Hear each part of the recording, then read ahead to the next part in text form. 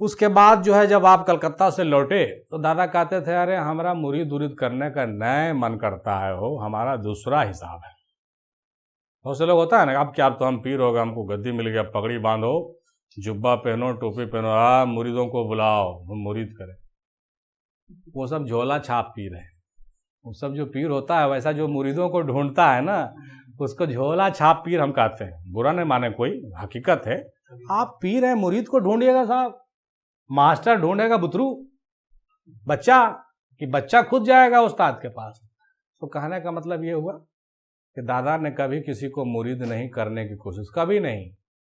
और क्या हुआ, वहां से जब खिलाफत लेकर के वापस लौट के आए ना, तो ऐन दुर्वेशी में गिरफ्तार हो गए।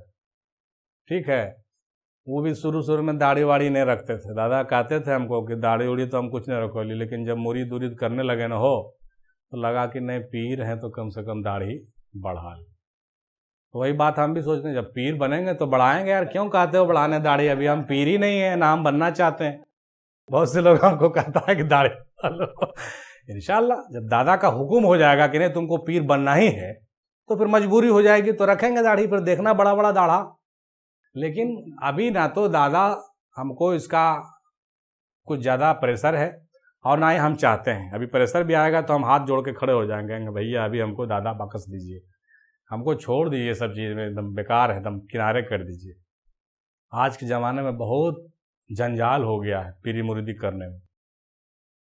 इसीलिए सबसे अच्छा हम जैसे किए हैं आज वैसे करेंगे। सबको बुला बुला करके जमा करके 500-1000 आदमी सब चादर पकड़ लो दादा का, पढ़ो ला इलाहा इल्लल्लाह मुहम्मदुर रसूलुल्लाह। तुम समझो तुम्हारा दादा समझे, हम चले। मैं तो मस्त कलंदर, दमादम मस्त कलंदर। ये तरीका बहुत अच्छा है, हमने सीखा है इकबाल साहब से। ये तरीका हमने इकबाल साहब से सीखा। मस्त रहिए, मस्त रहिए एकदम, ना पीर बनिए ना मुरीद बनिए, एकदम उससे ऊपर उठ जाइए, पीरी मुरीदी से ऊपर उठ जाइए। दादा भी यही सिखाए, दादा भी यही सिखाए, पीरी मुरीदी से ऊपर उठो। खुद दादा कहते थे कि अरे हमको भी नहीं मन करता, अरे हम तो दिल बहलाने के लिए मुरीद करते हैं। हम जो मुरीद कराइए न हो, दिल बहलावेल करोइए, बताइए, ताकि मने न लगो की करे कि बोला लवे बैठेवे तो कुछ बात जी गपशप करवे, जी सुनते तो सुनते, नहीं समझते तो मत समझते। मतलब टाइम पास करने के लिए वो मुरीद करते थे। यही वजह है कि उस चीज़ का नाजायज फायदा हम लोग उठा रहे हैं। क्या कि हम लोग को कभी पकड़ बांधे हो नहीं, क्या इतना तुमको करना होगा, इसको जल्दी करो कंप्लीट, छोड़ दे, करोगे तो करो, नहीं तो जान भागो, न क्या आराम है, भागा भागा भागा भाग भाग भाग भाग, ऐसे करते थे। मतलब इस चीज़ को ना तो सीरियसली लिए हो ज़्यादा, ना कभी हम लोगों पर उसका प्रेशर बनाए, जिसके वजह से हम लोग आज पीछे हो रहे हैं। ये उनकी क्या थी, दरिया दिली थी। और कहते हो ना कि हाँ भैया आप तो छोड़ देते हैं, किसी को बुलाते हैं, हम वहीं से सीखे हैं। ये दरिया दिली दादा की सुन्नत है। वो नहीं पकड़ते थे किसी को, भैया जाओ ना, नहीं रामी चल जाओ, ठीक ठीक चल है, थोड़ा दर्द हो गया पिटिया ने, हाँ चल जाओ। उसको नहीं हो दर्द है तो घर भेज देते था, वो आराम तो मौका की तलाश में रहता है, हाँ ठीक है पीसा भी चलो भाई। तो कहने का मतलब ये हुआ कि वही रखिए ना, क्या प्रॉब्लम है, क्या है, कहा है जबरदस्ती किसी को करते। ठीक है, जो ज़्यादा शौक वाला वो आएगा, वो बैठेगा, वो सीखेगा, वो 2-4 गो रहता है वैसा। आप लोग हैं ना 2-4 गो ऐसे हैं, वो जब समझ जाएगा ना तो वो नहीं पीछा छोड़ता है। आप कहूँ जाइएगा वो लटकल जाएगा और वैसन के का जरूरत होता है इसमें, बाकी का जरूरत भी नहीं है, ये भी बात है, हाँ जान लीजिए। तो दादा इस फंडामेंटल कंसेप्ट को जानते थे, कहते थे ठीक है निकल निकल निकल, जो जो जो चल जो। और यही वजह है कि 1 2 गो 4 गो कुछ बढ़िया निकला, बाकी सब चंद ही लोग तेरे चाहने वाले निकले, बकिया सब लोग फकत भागने वाले निकले। क्यों उन जाहिलों की भीड़ लगाया तूने, अबस नादानों में क्यों वक्त गंवाया तूने। एक लायक सा नजर आया वो मगमूम रहा, मैं क्यों बैत से तेरे बोलो महरूम रहा, मैं क्यों बैत से तेरे महरूम रहा। आसमां कौन सा दिन तूने दिखाया मुझको, इसके पहले ही भला क्यों ना उठाया मुझको। हाँ, ये हमने ये दर्द 1997 में समेट दिया था कलम से। जब इंटर का एग्ज़ाम दे रहे थे, नवादा कैलस कॉलेज में जाते थे परीक्षा देने के लिए, जब घर से निकलते थे एडमिट कार्ड जेब में होता था, और पैदल जब जाते थे मुगला खार से कैलस कॉलेज, तो यहाँ से कैलस कॉलेज पहुँचते पहुँचते 4 बंद लिखते थे, और उधर से लौटते लौटते 4 बंद लिखते थे। सवाल मुर्शिद और जवाब मुर्शिद बस उसी परीक्षा हॉल में लिखाया है, मतलब उसी अंतराल में लिखाया है, मतलब एग्जामिनेशन पीरियड में लिखे, और लिख करके उसको जो है लिफाफा में बंद करके जैनुल फूफा को पोस्ट कर दिए थे।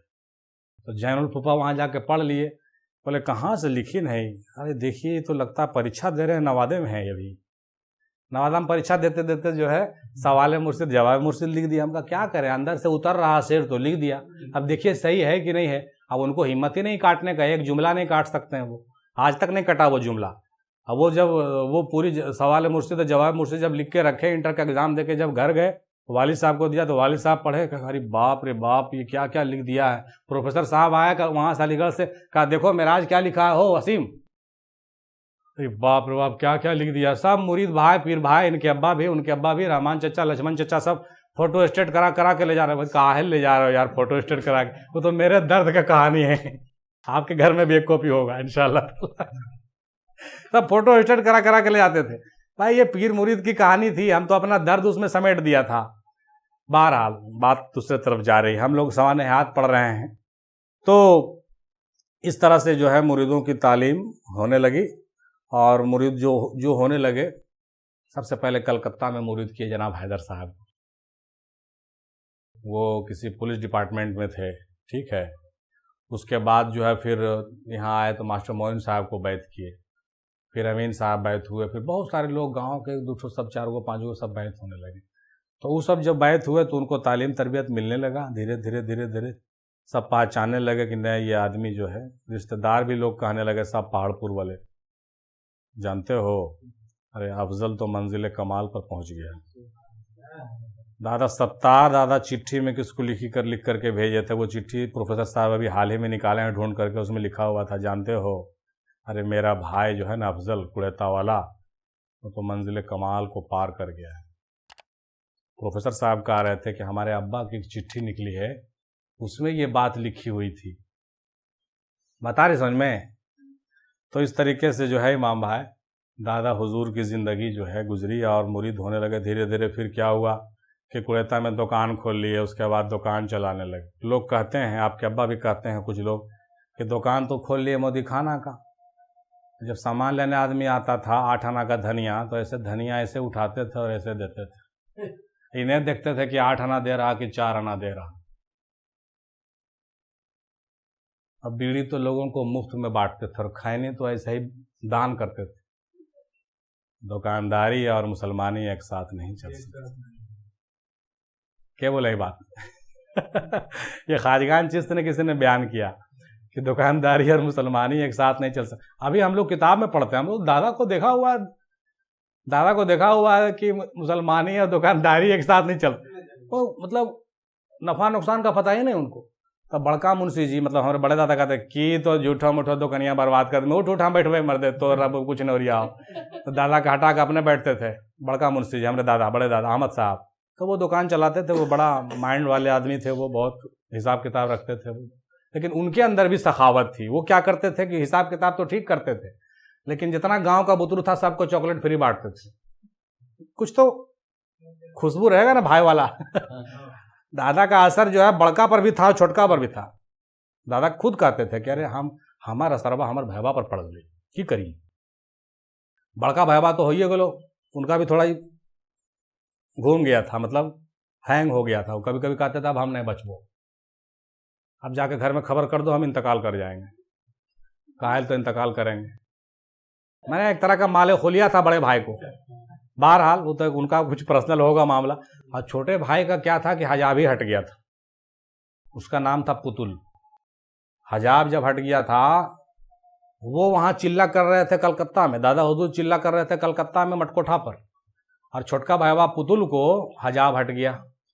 तो घारा में नजर आता था, दीवार में लिखा हुआ, उसको कहता था कि देखे न भाभी सब में कोची कोची लिखल नजर आवो अरबी में।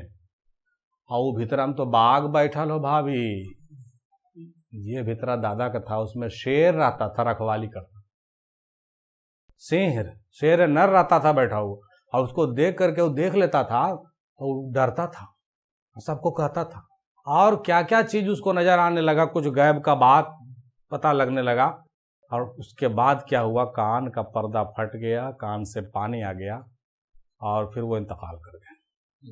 इन्ना लिल्लाहि व इन्ना इलैहि। छोटे भाई, फकीरी कोई आसान खेल नहीं है। घर में एक फकीर होता है तो 7 खानदान को लिस्टेड करता है, 7 खानदान को, 7 खानदान आगे 7 खानदान पीछे, उसको जो है वाइब्रेट करता है, उसको अफेक्ट करता है। अपने भाई लोगों को भी ये जो है मतलब अफेक्टेड किए, अपने खानदान और रिश्ते में भी बात आई। और अभी देखिए उनके बेटा के बेटा हम हैं, हमारा बेटा देखिए, माने और जो होगा कोई ना कोई तो कुछ ना कुछ तो रंगत लेके जाएगा, नहीं जाएगा? खून का रिश्ता और दिल का रिश्ता, ये मामला होता है। ठीक है, बहरहाल